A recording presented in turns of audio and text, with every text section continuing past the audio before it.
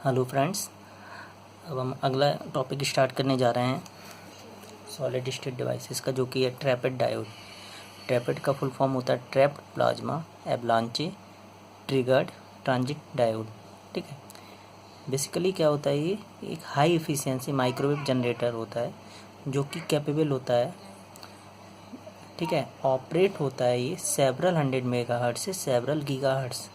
ठीक, high efficiency microwave generator होता है जो कि कैपेबल होता है सेवरल 100 मेगाहर्ट्ज से सेवरल गीगाहर्ट्ज। ठीक, ट्रैपेड डायोड बेसिकली यहाँ पे आप देख रहे हैं जैसे P+N+ रीजन है, और ये N P+ यहाँ पे आपको पता होगा कि ये हैवली डोप्ड है। ठीक है, यहाँ पे जो मेजॉरिटी चार्ज कैरियर्स है वो होल्स होंगे, यहाँ पे मेजॉरिटी चार्ज कैरियर्स वो क्या होंगे, इलेक्ट्रॉन्स। ठीक, तो यहाँ पे जो है हैवली डोप्ड ट्रैपेड डायोड में क्या दो लेयर्स होंगी, हैवली डोप्ड है जो कि P+ और N+ रीजन में। ठीक, और जो ये है जो N region, N doped third layer जिसको हम बात कर रहे हैं, वो सेपरेट कर रहा है दोनों हैवली डोप्ड रीजन्स को। ठीक है, हैवली डोप्ड लेयर को। ठीक, यहाँ पे जो जैसे आप देख रहे हैं ये P+ रीजन होता है। P+ रीजन क्या होता है, थिन होता है, और इसकी जो लेंथ होती है 2.5 से 7.5 माइक्रोमीटर। ये होता है ड्रिफ्ट रीजन। ठीक है, ड्रिफ्ट रीजन जो कि इसकी लेंथ होती है 2.5 से 12.5 माइक्रोमीटर। ठीक, यहाँ पे जो हम अप्लाई कर रहे हैं, ये अप्लाई कर सकते हैं हम लोग फील्ड या सप्लाई। ठीक, ये जो है वो है स्क्वायर वेव करंट ड्राइव, और इसका जो क्रॉस सेक्शन डायमेंशन होता है, क्रॉस सेक्शन डायमेंशन वो होता है 50 माइक्रोमीटर CW के लिए, और 750 माइक्रोमीटर होता है हाई पीक फ्रिक्वेंसी के लिए। ठीक, अब यहाँ पे हम जो देखेंगे कि कैसे ट्रैपेड डायोड वर्क करता है। ठीक है, तो हम यहाँ पे वोल्टेज और करंट वेव फॉर्म से हम यहाँ पे स्टडी कर सकते हैं। ठीक, वोल्टेज और करंट वेव फॉर्म आप यहाँ पे देख सकते हैं कि वोल्टेज और करंट वेव फॉर्म है ट्रैपेड डायोड के लिए। ठीक, यहाँ पे वोल्टेज और करंट लिया गया है, यहाँ पे टाइम। ठीक है, सबसे पहले जो आप देख रहे हैं पॉइंट ए बी पॉइंट दिख रहा है, यानी ए बी स्लोप। यहाँ पे ए पॉइंट पे क्या होता है, जो इलेक्ट्रिक फील्ड होती है वो यूनिफॉर्म होती है थ्रू आउट द डिवाइस, यानी जो इलेक्ट्रिक फील्ड है वो यूनिफॉर्म होगी ट्रैपेड डायोड के बॉडी में। ठीक है, तो ट्रैपेड डायोड की बॉडी में जो इलेक्ट्रिक फील्ड होगी वो यूनिफॉर्म होगी, लेकिन ये जो फील्ड है वो लेस देन होती है जो रिक्वायर्ड होती है एवलांचे ब्रेकडाउन के लिए। तो जो एवलांचे ब्रेकडाउन के लिए रिक्वायरमेंट होती है हमें, उससे ये फील्ड क्या होती है, ए पॉइंट पे लेस होती है। अब हम बात कर रहे हैं कि ए बी कर्व जो है, ए बी कर्व में क्या होता है, थर्मल जनरेशन जो कि सेमीकंडक्टर की बॉडी के अंदर होता है। ठीक, तो यहाँ पे क्या है कि जो आप देखेंगे यहाँ पे ए बी स्लोप में थर्मल जनरेशन की वजह से क्या होगा कि यहाँ पे चार्ज होगा डायोड। ठीक है, डायोड चार्ज होगा। ठीक, तो यहाँ पे ए से बी पॉइंट में क्या होगा, इलेक्ट्रिक फील्ड क्या होगी, इंक्रीज करेगी। आप देख रहे हैं कि यहाँ से यहाँ इलेक्ट्रिक फील्ड बढ़ गई। इलेक्ट्रिक फील्ड बढ़ेगी तो आप यदि हम बात कर रहे हैं यहाँ पे वोल्टेज और करंट के रिस्पेक्ट में, तो वोल्टेज और करंट भी क्या होगा, बढ़ गया है। ठीक है, इंक्रीज कर गया। तो यहाँ पे डायोड चार्ज हो रहा है वो लाइक एक लीनियर कैपेसिटेंस की तरह। ए बी रीजन में ए बी कर्व जो है उसमें क्या होगा, लाइक अ लीनियर कैपेसिटेंस। ठीक, डायोड चार्ज होगा। अब यहाँ पे जो जैसे हम बात कर रहे हैं कि जो चार्जिंग या थर्मल जनरेशन है, चार्जिंग या थर्मल जनरेशन वो क्या होगा, ब्रेकडाउन वोल्टेज से ज़्यादा होगा, जिसकी वजह से क्या होगा, एवलांचे प्रोसेस। तो ब्रेकडाउन वोल्टेज के बाद क्या होगा, जो एवलांचे इफेक्ट है वो अकर होगा। ठीक है, तो जब भी जो चार्जिंग या थर्मल जनरेशन है वहाँ पे, तो यानी जब इलेक्ट्रिक फील्ड है ज़्यादा होती है ब्रेकडाउन वोल्टेज से, तो एवलांचे अकर होता है। तो वही चीज़ है कि यहाँ पे थर्मल जनरेशन या चार्जिंग जो होगा वो ज़्यादा होगा ब्रेकडाउन वोल्टेज से, तो ब्रेकडाउन वोल्टेज के बाद क्या होगा, एवलांचे इफेक्ट होगा। ठीक, आगे हम देख रहे हैं कि ये अब पॉइंट बी के बाद हम लोग स्टडी कर रहे हैं, ए बी हो गया। अब आफ्टर पॉइंट बी, तो बी में आप देखेंगे कि जो बी सी है, ठीक, बी सी कर्व, तो इसमें क्या है कि sufficient number of charge carriers generate होते हैं। Sufficient number of charge carrier generate होते हैं जो कि किसके कारण होते हैं, पार्टिकल करंट की वजह से, और वो एक्सीड होते हैं एक्सटर्नल करंट से।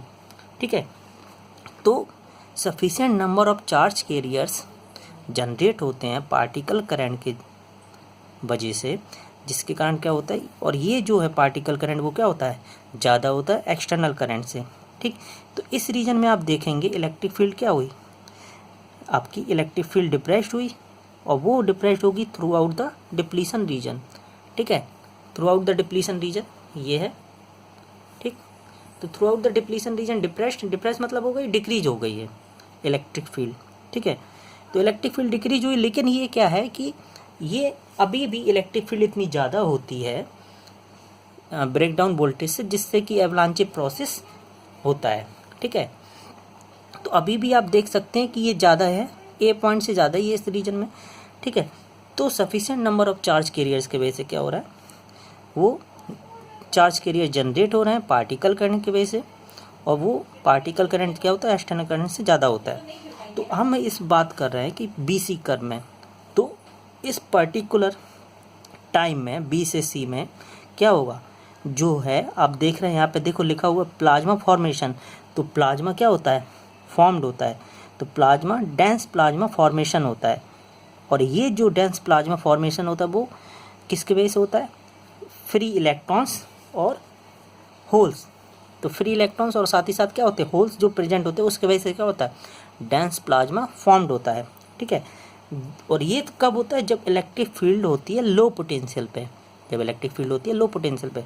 ठीक है, तो डेंस प्लाज्मा फॉर्मेशन हो रहा है फ्री इलेक्ट्रॉन्स और साथ ही साथ होल्स की वजह से, जो जब क्या होता है कि इलेक्ट्रिक फील्ड क्या है, लो पोटेंशियल पर होता है। ठीक है, तो ये दूसरा पॉइंट समझ में आ गया।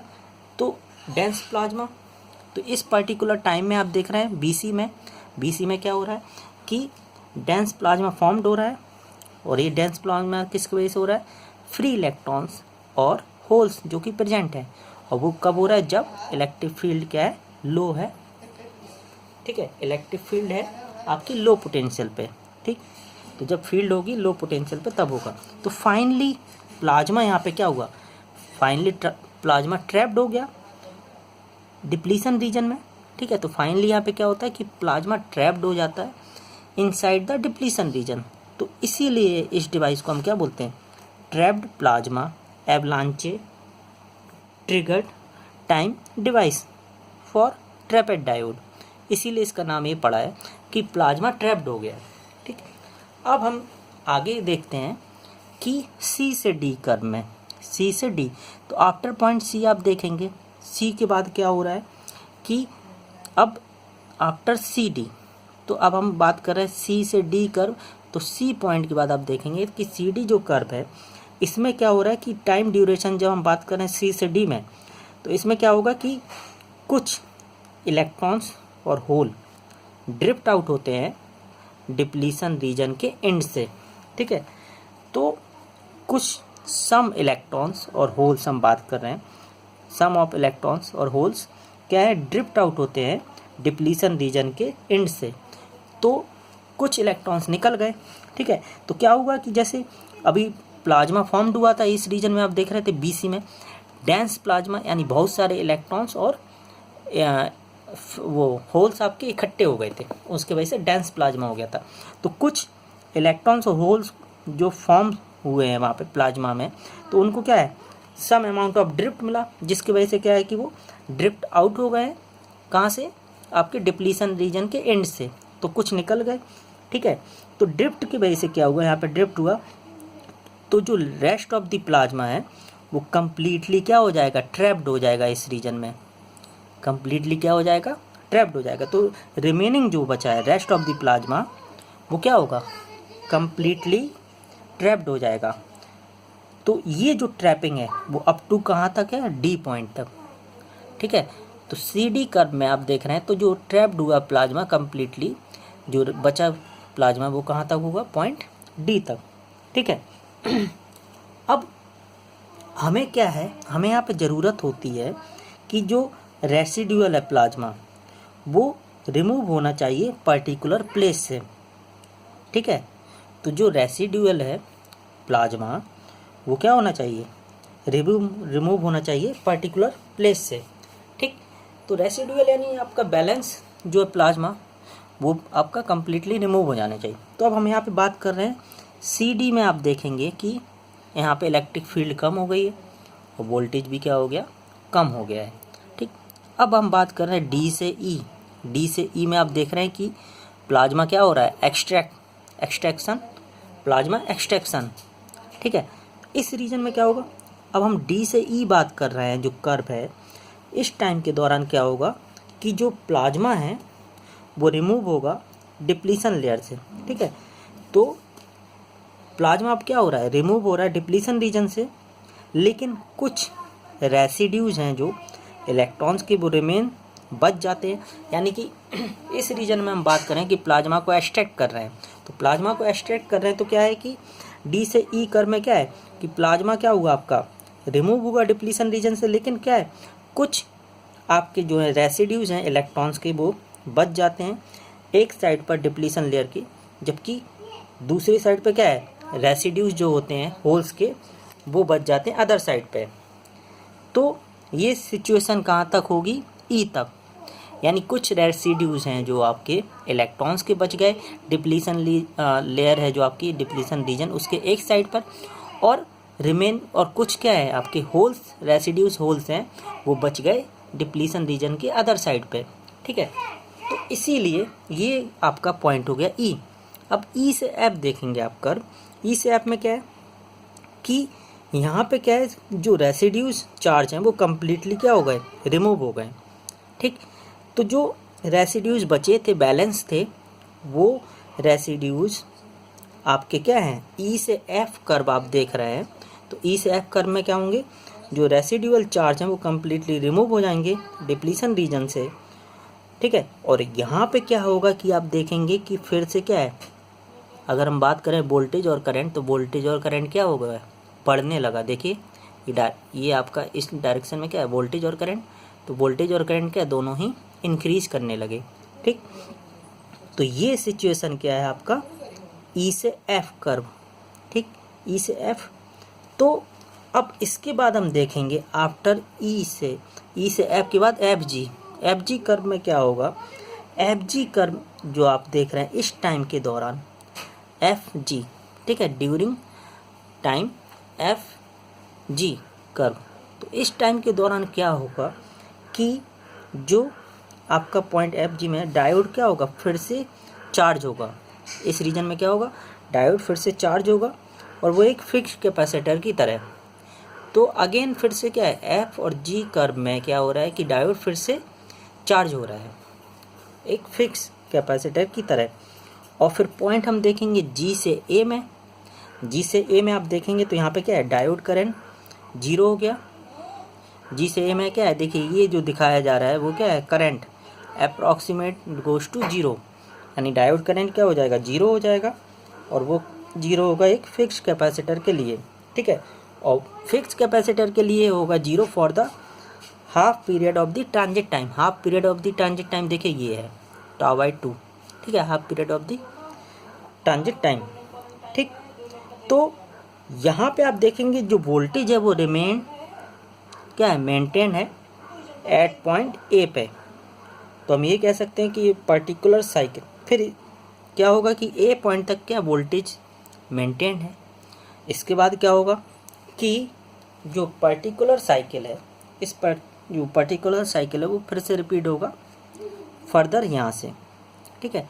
जो आप देख रहे हैं कि जो साइकिल अभी हम बात कर रहे थे वो पर्टिकुलर साइकिल क्या होगा, फिर से रिपीट होगा आफ्टर दिस पॉइंट, ठीक है, यहाँ से। तो GA में आप देखेंगे कि वोल्टेज क्या है कांस्टेंट है, बट करंट क्या है अप टू 0 लेवल, करंट क्या हो गया अप टू 0 लेवल। तो ये था प्लाज्मा कैसे ट्रैप्ड हुआ, डेंस प्लाज्मा। फिर उसको हमने देखा कि कैसे A और B कर्व में चार्ज हो रहा है, देन प्लाज्मा यहाँ पे फॉर्मेशन हुआ, वो प्लाज्मा फॉर्मेशन होने से क्या हुआ यहाँ पे ट्रैप्ड हुआ। ट्रैप्ड के बाद हम क्या देख रहे हैं कि यहाँ पे एक्सट्रैक्ट कर रहे हैं, तो कुछ रेसिड्यूज बच गए हैं चार्ज इलेक्ट्रॉन होल्स के, उसको यहाँ पे कम्प्लीटली रिमूव कर दिया गया, और फिर यहाँ से देख रहे हैं कि फिर से वोल्टेज करंट यहाँ पे भी बढ़ा और यहाँ पे बढ़ने लगा, इलेक्ट्रिक फील्ड भी बढ़ने लगी, और फाइनली यहाँ पे देख रहे हैं कि वोल्टेज कांस्टेंट हो गया, ठीक है, और current goes to up to 0 level. तो ये तो था इसके बारे में मैंने आपको बताया, ठीक है।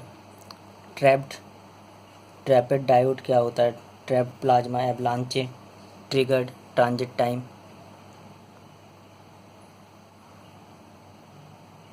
ठीक, इसके बारे में मैंने आपको बता दिया है। अब आगे हम लोग देखते हैं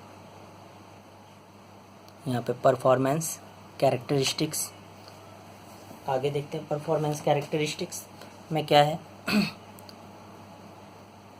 परफॉर्मेंस कैरेक्टरिस्टिक्स में देखेंगे आप, जैसे हाईएस्ट पल्स पावर है 1.2 किलोवाट, वो किस पे होगा, फ्रिक्वेंसी 1.1 गीगाहर्ट्ज़ पर। हाईएस्ट एफिशिएंसी जो होगी वो कितनी होगी, 75%, और लेकिन फ्रिक्वेंसी किस पे होगी, 0.6 गीगाहर्ट्ज़ पे। Trapped mode generally exhibits a considerably higher noise figure than the impact diode. तो इसका नॉइस फिगर इसमें क्या होता है, ज़्यादा होता है इम्पैक्ट डायोड के कंपैरिजन में। नॉइस फिगर होगा वो ज़्यादा होगा 30 dB से। फ्रिक्वेंसी जो है 3 to 50 गीगाहर्ट्ज़। ऑपरेटिंग वोल्टेज है वो आपका 60 से 150 वोल्ट।